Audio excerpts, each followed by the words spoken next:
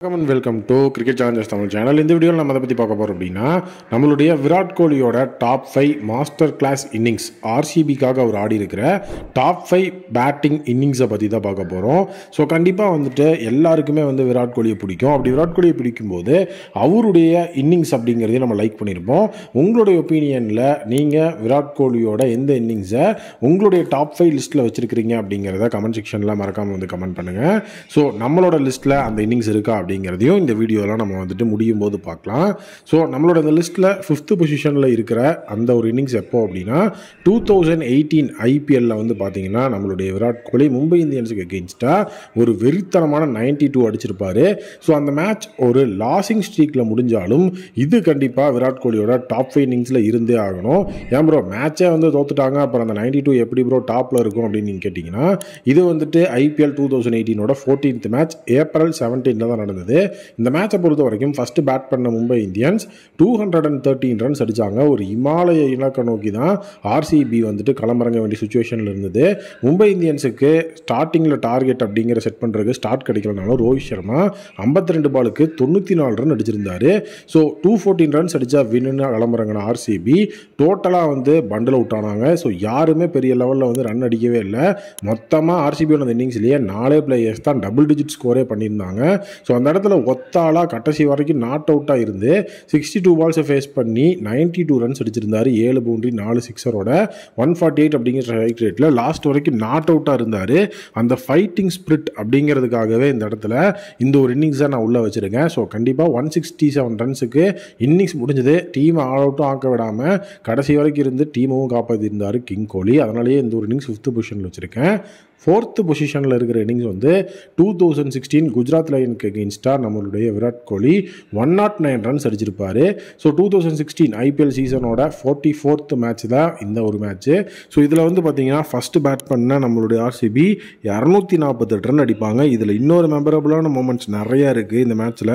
So ஜிஎலுக்கு எகெயின்ஸ்டாக 109 run அடித்தது மட்டுமே இந்த இடத்துல ஒரு டாப்பான இன்னிங்ஸ் அப்படின்னு சொல்லிட முடியாது. ஏபிடி 52 பால்ஸுக்கு 129 ரன்ஸ் அடிச்சிருப்பார்.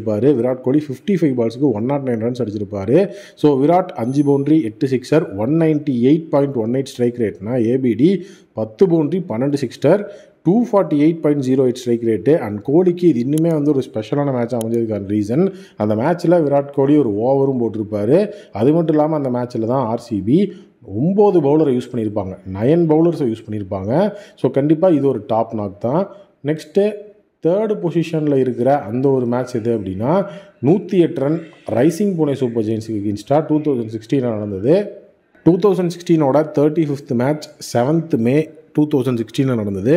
இந்த மேட்ச்சில் ஃபஸ்ட்டு பேட்டிங் பண்ண rising Pune super giants Rahane and திவாரியோட 50 மூலியமாக 191 ரன் அடிப்பாங்க. 192 ரன் அடித்தா வின் அப்படின்னு களமிறங்கினா நம்மளுடைய ஆர்சிபி நல்ல ஒரு ஸ்டெடி ஸ்டார்ட் கிடச்சிது. எல்லாருமே டீசெண்டான பெர்ஃபார்மன்ஸு. விராட் கோலி அந்த மேட்ச்சில் செஞ்சுரியும் அடித்தார். பட் அது முக்கியம் கிடையாது. கடைசியாக பார்த்தீங்க அப்படின்னா லாஸ்ட் 8 பாலுக்கு பார்த்தீங்கன்னா 19 ரன் அடிக்கணும் அப்படிங்கிற சுச்சுவேஷன்.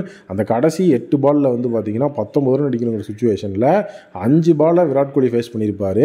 அந்த 5 பாலில் 19 ரன்.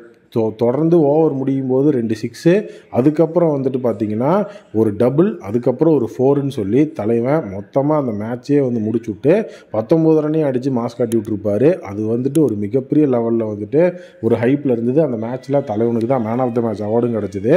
ஸோ ப்ரெஷரே இல்லாமல் அந்த மேட்சை அதாவது 3 பாலை மிச்சம் வச்சும் ஜெயிக்க வச்சுருப்பார். அதுதான் கிங் கோலியோட மாஸ்டர் கிளாஸ்ன்னு சொல்லணும். ஸோ நெக்ஸ்ட்டு பார்த்தீங்கன்னா டாப் 2 2nd பொசிஷனில் இருக்கிறது 2013 நம்மளுடைய கிங் கோலி அடித்த ஒரு முரட்டுத்தனமான நாக்கு. இது ஏன் டாப் 2ல் வந்தது அப்படின்னா, இதுதான் விராட் கோலியோட ஃபஸ்ட்டு சீசன் ஆஸ் அ கேப்டனாக. ஸோ அவர் கேப்டனாக பதவி எடுத்த ஃபஸ்ட்டு சீசன் எஸ்ஆர்ஹெச்சுக்கு எகெயின்ஸ்டான மேட்ச் நம்பர் 9 ஏப்ரல் 9 2013 நடந்தது. ஸோ எஸ்ஆர்ஹெச் பார்த்தீங்கன்னா ஃபஸ்ட்டு பேட் பண்ணி 161 ரன் அடிச்சிருப்பாங்க. கேப்டன்சி ப்ரெஷர் எல்லாத்தையும் தாண்டி 162 ரன் அடிக்கணும் அப்படிங்கிற டார்கெட் அவர் சேஸ் பண்ணார். ஸோ அந்த இடத்துல அவர் வேறு லெவலில் பர்ஃபார்மன்ஸை கொடுத்து கேப்டனாக நானே லீடிங் ஃப்ரம் த ஃப்ரண்ட்டாக இருக்கேன் அப்படின்னு சொல்லி தலைவன் 47 பாலுக்கு 93 ரன் 11 பவுண்டரி 4 சிக்ஸர் அப்படின்னு சொல்லி அந்த மேட்சையும் பார்த்தீங்க அப்படின்னா 7 விக்கெட் வித்தியாசத்தில் வின் பண்ணி கொடுத்து மேன் ஆஃப் த மேட்ச் அவார்டையும் வாங்கியிருப்பார். ஸோ 93 அப்படிங்கிற அந்த ஒரு நாக் செஞ்சுரி அப்படிங்கிறது இல்லை அப்படின்னாலும் கேப்டன்சி ப்ரெஷரையும் தாண்டி அந்த இடத்துல அடிச்சிருக்கிறார் அப்படிங்கிறதே ஒரு மெமரபுளான விஷயம் தான். ஸோ நம்ம எல்லாருக்குமே தெரியும் அப்போ வந்து ஃபஸ்ட்டு பொசிஷனில் எது இருக்க போகுது அப்படின்னு.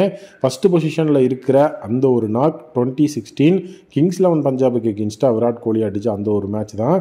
ஸோ மேட்ச் வந்து பார்த்திங்கன்னா மழைனால 15 ஓவர் மேட்ச் அப்படிங்கிற மாதிரி வந்து கன்வெர்ட் பண்ணுவாங்க. ஸோ அதுதான் அந்த சீசனோட 50வது மேட்ச்சு 18ஆம் தேதி மே மாதம் நடந்திருந்தது.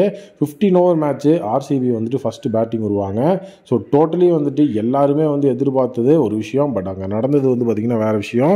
பஞ்சாபுக்கு எகென்ஸ்டாக அந்த சீசனில் 4வது செஞ்சுரி அடிச்சு ஸோ வெறித்தனமாக வந்துட்டு பஞ்சாபை ஓட விட்டுருப்பார் கிங் கோலி. 113 ரன் அந்த ஸ்கோர் அடிச்சுட்டு அவரோட ஹேண்ட் இன்ஜுரி அந்த ஒரு ஸ்டிச்சஸை காட்டுவார் பாருங்கள், அதெல்லாம் கூஸ் பம்ஸாக இருக்கும். ஸோ அந்த சீசன் மட்டுமே வந்துட்டு கிங் கோலி 973 ரன்னு இன்க்ளூடிங் 4 செஞ்சுரிஸ் அப்படிங்கிறத அடித்து ஒரு மிகப்பெரிய லெவலில் வந்துட்டு நான் ஒரு கிங் அப்படின்னு சொல்லி அந்த இடத்துல ப்ரூவ் பண்ணி பேர் வாங்கின இடம் அந்த ஒரு மேட்ச் தான். ஸோ அது யாராலையும் மறக்க முடியாத மேட்சாக இருக்கும். ஸோ இப்போ நான் சொன்னதில் உங்களுடைய ஃபேவரட்டான மொமெண்ட் என்ன அப்படிங்கிறத கமெண்ட் செக்ஷனில் மறக்காமல் கமெண்ட் பண்ணுங்கள். ஸோ மீண்டும் நாளை ஒரு புதிய வீடியோ மீட் பண்ணுறேன். Thank you, take care and bye bye.